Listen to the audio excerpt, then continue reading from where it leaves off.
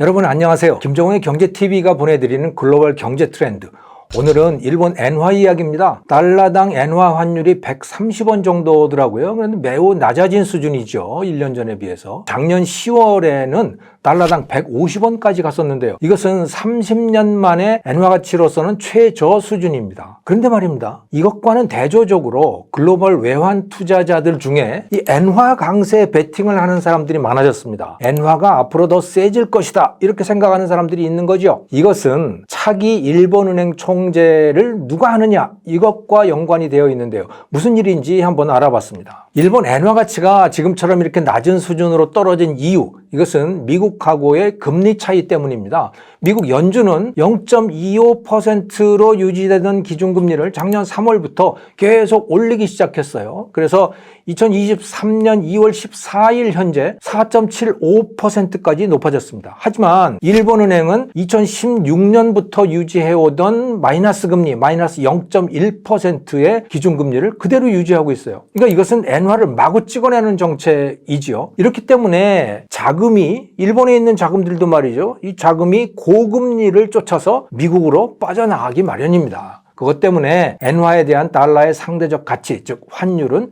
치솟게 되었던 것입니다. 그런데 일본은행의 현 구로다 총재는 말이죠. 돈 풀기 정책을 멈출 생각이 전혀 없습니다. 마이너스 금리도 모자라서 2016년에는 yield curve control, 즉 수익률 통제 정책이라고 하는 이런 것을 도입을 했는데요. 일본 정부가 발행한 국채를 일본은행이 거의 무한정 사들이는 제도입니다. 일본은행은 국채뿐만이 아니고 민간 기업들이 발행한 회사채까지도 사들이고 있어요. 그야말로 엔화를 찍어서 정부에게도 기업들에게도 마구 빌려주는 정책을 계속하고 있는 겁니다. 여기서 약간의 부연 설명이 필요할 것 같습니다. 먼저 마이너스 기준금리, 이것이 뭐냐? 중앙은행은요, 시중은행과의 자금 거래를 통해서 시중의 자금 사정을 조절하는데요. 기준금리라고 하는 것은 중앙은행이 시중은행에게 대출해 줄 때 또는 시중은행의 자금을 예치를 받을 때 적용하는 금리다, 이렇게 이해하시면 됩니다. 이것이 높으면 시중은행은 중앙은행으로부터 대출은 줄이고 오히려 예치금을 늘리려고 하겠죠. 그렇게 되면 시중의 자금 사정은 악화가 되고 시장 금리는 오르게 되는 겁니다. 반면에 기준금리를 낮추면 시중은행이 중앙은행으로부터 돈을 많이 빌려갈 테니까 일반 소비자들에 대한 대출도 늘어나게 되죠. 자금 사정이 좋아져서 시장 금리는 낮아지게 됩니다. 구로다 총재는 2016년부터 기준금리를 마이너스 0.1%로 내렸어요. 마이너스 금리가 뭔지는 참 상상이 잘 안 되는데요. 쉽게 말해서 돈을 맡기면 손해를 본다, 빌려다 쓰면 오히려 이익이 된다, 이런 상태라고 이해하시면 됩니다. 비정상도 참 이런 비정상이 없습니다. 어쨌든 구로다 총재는 일본의 시중은행들에게 마음대로 돈을 빌려다가 소비자들한테 무한정 대출해줘라 라고 돈판을 벌려놓은 겁니다. 자, 일본은행의 또 다른 특이한 정책이 yield curve control이라고 하는 것인데요. yield, Y-I-E-L-D 입니다. 이것은 채권의 수익률을 말하는데 10년 만기 국채 수익률을 0%로 유지한다. 이것이 현재 일본은행의 yield curve control의 기조이거든요. 자, 이건 무슨 말이냐? 채권의 수익률이라고 하는 거는 이 채권의 취득 가격하고 연동이 되어 있습니다. 무슨 말이냐? 채권이라고 하는 거는 만기에 돌려받는 금액이 정해져 있지 않습니까? 그러니까 취득 가격이 높을수록 수익률은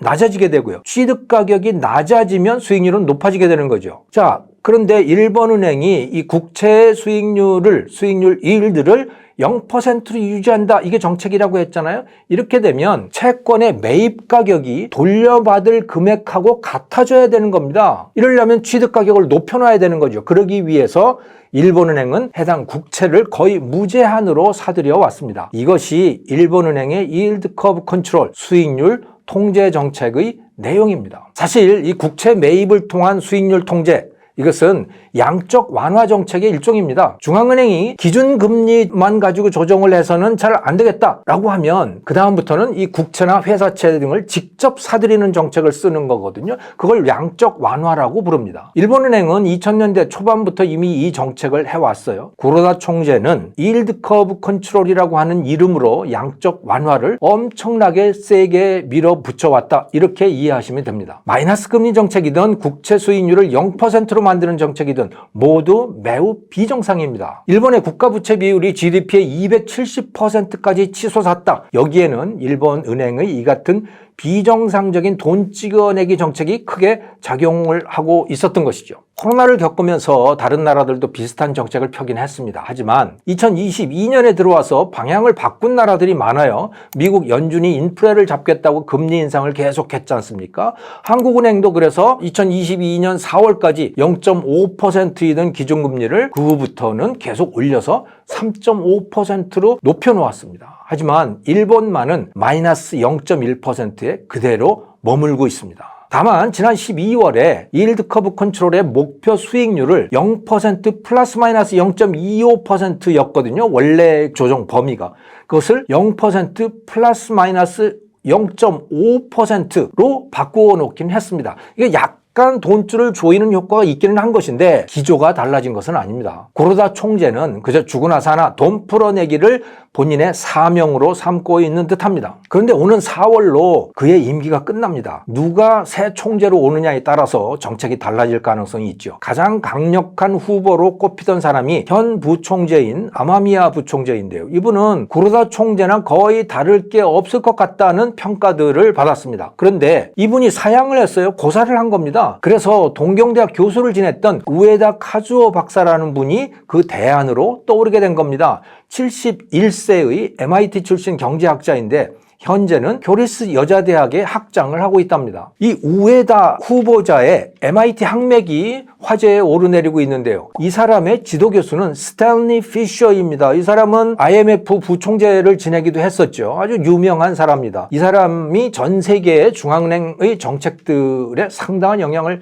끼쳤죠. 그리고 이 사람의 학생들이 아주 빵빵한데요. 그 문화생들로 말이죠. 연준의 전 의장을 지냈던 벤 버냉키, 이 사람도 스탠리 피셔의 제자입니다. 또 ECB 유럽 중앙은행의 전 총재였던 마리오 드라기, 이 사람도 마찬가지예요. 그러니까 제자들이 정말 빵빵하지요. 그런데 말입니다. 이 사람들의 공통점은 모두 무제한 돈 풀기 정책을 폈다는 것이죠. 버냉키는요, 심지어 헬리콥터 타고 다니면서 돈을 뿌려서라도 경기를 살려야 한다, 이렇게 주장을 해서 헬리콥터 벤이라는 별명까지 얻었습니다. 또 유럽 중앙은행 ECB의 드라기 총재도 비슷한 정책을 폈죠. 우에다도 그래서 기본 성향 은 이런 전통 위에 서 있는 거 아닌가라고 사람들이 이해를 하게 된 겁니다. 그래서 처음에 우에다 설이 나오면서 엔화가 처음에는 강세로 돌아섰거든요. 그러다가 다시 요즘에 차츰 약세로 변하고 있는 데는 이 우에다라고 하는 사람도 결국 버냉키, 드라기와 비슷한 정책, 즉 돈 풀기 정책을 그대로 하지 않겠느냐.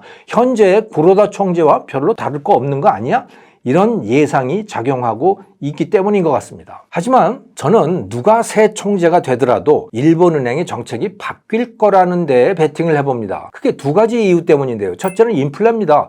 일본도 물가 상승률이 4%를 넘었어요. 물가 목표치 2%인데요. 이걸 많이 넘어선 겁니다. 그렇기 때문에 이건 그대로 눈 감고 넘어갈 수는 없는 상황 아닌가라고 생각을 해보고요. 두 번째 이유는 현재의 정책이 너무 비정상이라는 거죠.